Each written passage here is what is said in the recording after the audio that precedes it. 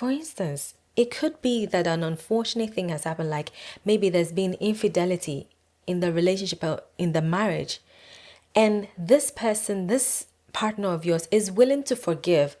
Don't try to determine or dictate when, like, you be like, but it's been so long. Yeah, that's already You wrong move. don't determine how Everyone long has the their heart own takes to pace. heal, Yeah, so support them, yeah. and give them the room. Let them know that you are willing to do what it takes to build trust